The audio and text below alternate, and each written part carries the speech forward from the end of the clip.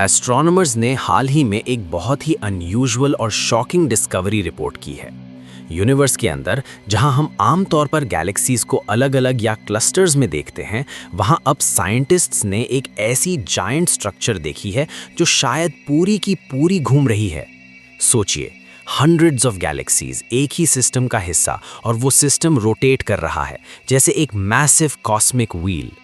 ये डिस्कवरी लगभग 400 million light years दूर एक कॉस्मिक फिलामेंट में हुई है। इस फिलामेंट की length tens of millions of light years है, और ये शायद अब तक ऑब्जर्व की गई सबसे बड़ी रोटेटिंग स्ट्रक्चर हो सकती है। इस वीडियो में हम जानेंगे साइंटिस्ट्स ने एग्जैक्टली क्या देखा, ये डिस्कवरी इतनी इंपॉर्टेंट क्यों है, और फ्यूचर में ये डार्क मैटर और गैलेक्सी एवोल्यूशन को कैसे समझने में मदद करेगी। तो चलिए शुरू करते हैं। कॉस्मिक फिलामेंट क्या होता है? यूनिवर्स एक सिंपल जगह नहीं है। गैलेक्सीज रैंडमली बिखरी हुई नहीं होती, वो एक जायंट नेटवर्क का हिस्सा होती हैं जिसे हम कॉस्मिक वेब कहते हैं। इस कॉस्मिक वेब के अंदर नोड्स होते हैं जहां गैलेक्सी क्लस्टर्स होते हैं, और उन नोड्स को कनेक्ट करते हैं कॉस्मिक फिलामेंट्स। ये फिलामेंट्स डार्क मैटर और गैस से भरे हुए होते हैं, और गैलेक्सीज इन्हीं हाईवेज के थ्रू ग्रो करती हैं। इस डिस्कवरी के पीछे कौन है? ये डिस्कवरी हुई है यूनिवर्सिटी ऑफ ऑक्सफोर्ड के रिसर्चर्स के थ्रू। ये टीम स्टडी कर रही थी कि नियर बाय यूनिवर्स में गैलेक्सीज कैसे कनेक्टेड हैं और कैसे अरेंज्ड हैं।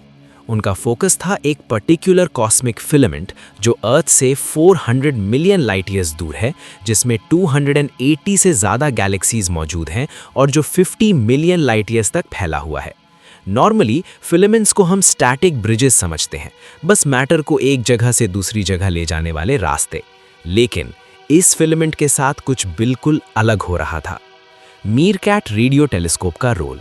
इस फिलामेंट को स्टडी करने के लिए साइंटिस्ट्स ने यूज़ किया मीरकैट रेडियो टेलीस्कोप, जो साउथ अफ्रीका में लोकेटेड है। मीरकैट खासकर कोल्ड हाइड्रोजन गैस डिटेक्ट करने में एक्सपर्ट है। और हाइड्रोजन इंपॉर्टेंट क्यों है? ये स्टार फॉर्मेशन का फ्यूल है, और ये गैलेक्सी के मोशन और वेलोसिटी को मेजर करने में मदद करता है। हाइड्रोजन एक तरह से गैलेक्सीज का मोशन ट्रैकर बन जाता है। एक छोटी स्ट्रक्चर अंदर ही अंदर। इस जायंट फिलामेंट के अंदर रिसर्चर्स ने एक और इंटरेस्टिंग चीज़ देखी। उन्होंने आइडेंटिफाई की 14 हाइड्रोजन रिच गैलेक्सीज जो एक थिन लाइन में अरेंज थीं, जिसकी लेंथ लगभग 5.5 मिलियन लाइट ईयर्स थी। ये स्ट्रक्चर एक मिनी फिलामेंट की तरह था जो मेन फिलामेंट के अंदर एम्बेडेड था। रोटेशन का सबूत। जब रिसर्चर्स ने इन गैलेक्सीज के मोशन को एनालाइज किया, तो पहले उन्होंने देखा कि कुछ गैलेक्सीज अलाइंड डायरेक्शन में स्पिन कर रही थीं, लेकिन असली शॉक तब लगा जब पूरे फिलामेंट के मोशन को स्टडी किया गया। डेटा सजेस्ट कर रहा था कि पूरा फिलामेंट ही रोटेट कर रहा है। अप्रॉक्सीमेट स्पीड 110 किलोमीटर्स पर सेकेंड। अब ये नंबर शायद सुनने में कम लगे, लेकिन जब आप 50 मिलियन लाइट ईयर्स के स्ट्रक्चर को इमेजिन करते हैं तो ये माइंड ब्लोइंग हो जाता है। साइंटिस्ट्स खुद कंफ्यूज हो गए। लीड रिसर्चर लियाला यंग ने खुद कहा कि इनिशियली मुझे खुद यकीन नहीं हुआ। उन्हें लगा शायद डेटा में एरर हो, शायद ओवरलैपिंग गैलेक्सीज सिग्नल डिस्टॉर्ट कर रही हों, क्योंकि इस स्केल पर रोटेशन डिटेक्ट करना बहुत मुश्किल होता है। लेकिन मल्टीपल चेक्स, केयरफुल मॉडलिंग और फॉलोअप एनालिसिस के बाद टीम इस कंक्लूजन पर पहुंची कि रोटेशन सिग्नल रियल हो सकता है। स्पिन का राज। अब यहाँ सबसे बड़ा सवाल आता है, गैलेक्सीज घूमती क्यों हैं? स्पाइरल गैलेक्सीज जैसे मिल्की वे अपनी एक्सिस पर रोटेट करती हैं, और उनके पास ह्यूज एंगुलर मोमेंटम होता है। ट्रेडिशनल थ्योरी के मुताबिक अर्ली यूनिवर्स में ग्रेविटी के अनइवन फोर्सेस मैटर कोलैप्स के दौरान गैलेक्सीज को स्पिन देते हैं। इस प्रोसेस को कहते हैं ग्रेविटेशनल टॉर्क्स। लेकिन ये प्रोसेस ज़्यादातर लोकल इंटरैक्शंस पर बेस्ड होता है। कॉस्मिक वेब सिर्फ रोड है या इंजन? अब तक हम समझते आए हैं कि फिलामेंट सिर्फ गैस और मैटर डिलीवर करते हैं। गैलेक्सीज अपनी स्पिन खुद डेवलप करती हैं। लेकिन अगर फिलामेंट्स खुद रोटेट करते हैं, तो हो सकता है कि गैलेक्सीज अपनी स्पिन इनहेरिट कर रही हों फिलामेंट से।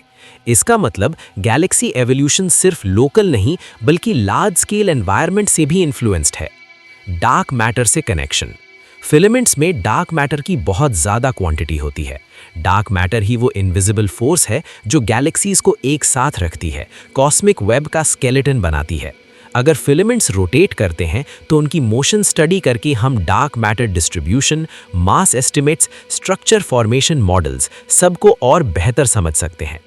फ्यूचर ऑब्जर्वेटरीज क्या करेंगी? ये डिस्कवरी पॉसिबल हुई रेडियो एस्ट्रोनॉमी की वजह से।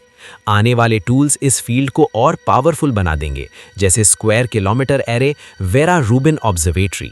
ये ऑब्जर्वेटरी ज़्यादा फिलामेंट्स ऑब्जर्व करेंगी, गैलेक्सी अलाइनमेंट और मोशन मैप करेंगी और ये बताएंगी कि रोटेशन रेयर है या कॉमन। Open questions. अब कुछ बड़े सवाल खड़े हो गए हैं। कितने फिलामेंट्स रोटेट करते हैं? क्या ये प्रोसेस अर्ली यूनिवर्स में ज़्यादा कॉमन था? क्या रोटेटिंग फिलामेंट्स के अंदर गैलेक्सीज अलग तरह से इवॉल्व करती हैं? क्या हम डार्क मैटर को इस तरह डायरेक्टली मैप कर सकते हैं? Final thoughts.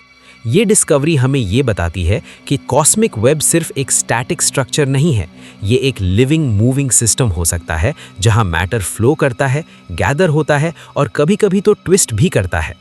अगर फ्यूचर ऑब्जर्वेशंस इस रिजल्ट को कंफर्म कर देते हैं तो ये discovery Galaxy formation, dark matter और यूनिवर्स के लार्ज स्केल डायनामिक्स सब कुछ बदल सकती है। एस्ट्रोनॉमर्स ने शायद यूनिवर्स के एक नए राज का दरवाज़ा खोल दिया है और जैसे जैसे हम बेहतर टेलीस्कोप्स बनाते जाएंगे, शायद हम कॉस्मिक वेब को सिर्फ देख नहीं बल्कि उसकी मूवमेंट भी समझ पाएंगे।